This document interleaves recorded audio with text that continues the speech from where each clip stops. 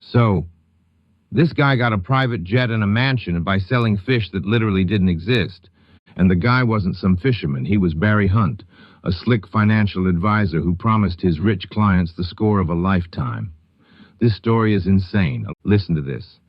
Barry Hunt walks into a room and you just want to give him your money. The suit is perfect. The watch is worth more than your car. He has this smile that says, I know the secret and you don't. His whole game is confidence. He doesn't sell stocks. He doesn't sell bonds. He tells these rich, bored investors he has something revolutionary, something that changes the whole fishing game. He calls it acoustic fish aggregation. He pulls up a PowerPoint. It's full of crazy diagrams, sonar waves, and complicated tech speak. He says his tech uses special sound frequencies to call fish directly to the nets. No more searching the ocean. The fish come to you. He calls it whistling for tuna. He claims it's a 98% catch rate, a whole-ass revolution. He's telling them he can pinpoint a school of bluefin tuna from a satellite and then summon them to the boat like they're dogs. The investors are drooling. They've never heard anything like it. It sounds like genius. It sounds like free money. And here's the hook. He says, the big fishing companies want to crush me. This tech is too disruptive. That's why I'm coming to you, smart private investors who see the future. He makes them feel like they're part of a secret club. The in the know against the world. So the first guy bites. A retired dentist with about $2 million in the bank. Barry treats him like a king, takes him to dinner, talks about family, about legacy. The dentist writes the check, and what does Barry do? He doesn't buy a single boat. He doesn't buy any tech. He goes out and leases a brand new Mercedes. He puts a down payment on a monster office in the fanciest part of town. He uses the dentist's own money to build the illusion of success. The dentist thinks his money is in the ocean, calling fish. It's not. It's paying for the leather seats Barry's sitting on. Now the con goes into overdrive. More investors are lining up. He's the hot new guru, the guy with the magic fish tech, and he starts the classic move. He's robbing Peter to pay Paul. A new guy, a tech bro, invests $5 million. So Barry takes a piece of that $5 million, sends it to the first dentist, and calls it a dividend payment. He writes on the memo, Q1 tuna yields. The dentist gets a check for $200,000. He freaks the hell out. A 10% return in 3 months. It's unheard of. He calls his friends at the golf course. You have to get in on this. This Barry Hunt is a gold mine. And the trap is set. Now Barry has to build the lie bigger. The investors want proof. They want to see the empire. So Barry goes nuts. He pays a kid in India a few $100 to build a website for Hunt Oceanic Resources. It looks legit. It has a login portal for investors. It even has a live GPS map showing his fishing fleet. You see little boat icons named the Provider, the Harvester, the Trident moving across the Pacific. But it's all fake. The boats are just pixels on a screen. The GPS data is just a looping animation. He's literally paying for a fake website showing fake boats catching fake fish. And the investors log in from their mansions. They see their little boat icon moving and they think, wow, my money is working hard. The cash is flooding in now. We're talking tens of millions. He buys the private jet. He buys a ridiculous mansion in the hills.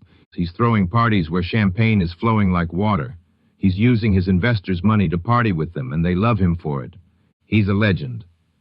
But then, a problem. A real one. A hedge fund guy invests a huge amount. Let's call him $10 million. And this guy has an accountant who isn't impressed by fancy dinners. An accountant who's a stone-cold turd about details. The accountant starts asking questions. Can we see the audited catch reports? Can we inspect the ship's logs? Can we see the actual bill of sale for the sonar equipment? Barry doesn't even flinch. He knows hesitation is death, so he does the most gangster move imaginable. He tells the hedge fund guy, your bean counter is insulting me. Let me show you how real this is. He flies the hedge fund guy, on the private jet he bought with the guy's own money, down to Miami for the weekend. Steaks, yachts, front row seats at the Heat game. He surrounds him with so much luxury and confidence that the hedge fund guy feels embarrassed. He goes back and tells his accountant to stand down. The guy's legit. I've seen it myself. He hasn't seen a thing. He's just seen his own money being spent on him. This goes on for 2 more years. A constant, frantic dance of new money paying old money, of bigger lies to cover smaller ones. He's faking shipping manifests from China. He's faking customs documents. He has a whole virtual empire that exists only in a web of PDFs and lies, funded by a river of cash from people who wanted to believe in magic. He's cleared over $80 million, but the machine is starting to groan. You can't fake gravity. He needs more and more money just to pay the fake dividends. He's promising higher returns to get bigger investments. The lies are getting sloppy. And then it happens, the first crack. The retired dentist, the very first investor, decides he wants to cash out. His wife is sick. He wants to take her on a final trip around the world. He calls Barry. I need it all back, he says. The principal and the profit. It's about $5 million now. Barry panics. For the first time, the smile cracks. Because the money isn't there. It's a jet. It's a mansion. It's a garage full of supercars. It's a pile of watches. It is anything but liquid cash. He tells the dentist the money is tied up in a major overseas tuna transfer and it will take 90 days to free it up. The dentist gets a sick feeling in his stomach. He's a nice guy, but he's not stupid. He starts looking online. He finds a forum for alternative investments. He posts a simple question. Anyone else invested in Hunt Oceanic Resources? Bingo. A reply comes in from the tech bro, then another from a lawyer in Chicago. They start comparing notes. Their dividend schedules are different. The stories Barry told them are slightly different. The lawyer asks the killer question, has anyone actually seen a fish? Silence. They hire a forensic accountant, a real one. Not one you can distract with a jet. This guy is a bloodhound. He doesn't care about websites. He looks for wires, for real bank transfers to shipyards, to equipment manufacturers, to payroll for a crew. And he finds nothing. Zero. There are no boats. There are no crews. There's no tech. The entire $80 million company has no actual assets. It's a ghost, a shell. All the money flows into Barry, then out to car dealerships, real estate agents, and luxury stores. The investors realize the truth. They've been scammed blind. The feds are called. Now it's dawn. The sun is coming up over Barry's ridiculous mansion. He's probably in his silk robe planning which Ferrari to drive. He has no idea his entire world is about to end. And then, bam! The sound of a battering ram. The front door splinters. Federal agents in full tactical gear are flooding into the marble foyer.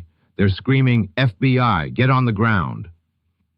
They find him in the kitchen, mid-pour on a mimosa, with a look of pure, slack-jawed shock on his face. The game is over. The frantic dance is done. He's arrested right there on the Italian marble he bought with the dentist's retirement money. We cut to the courtroom. It's brutal. The victims are there. The dentist looks like he's aged 20 years. He's telling the court how he lost everything, that his wife died before he could take her on that trip. The tech bro is stone-faced. The lawyer is feeding information to the prosecution. One by one, they tell their stories. The judge is seething. He looks at Barry, who is now just a guy in a cheap suit, and he calls him a financial vampire who sold a fantasy and drained the lifeblood of his friends. The sentence comes down, decades, a lifetime essentially. He will never be free again. And then we see it, the final image, the mug shot. The charm is gone. The expensive haircut is a mess. The confident smile is replaced by a dead-eyed stare into the camera. He's not a guru anymore. He's not a genius. He's just a guy, a broke guy, a con man in an orange jumpsuit who got a private jet and a mansion for selling fish that never ever existed.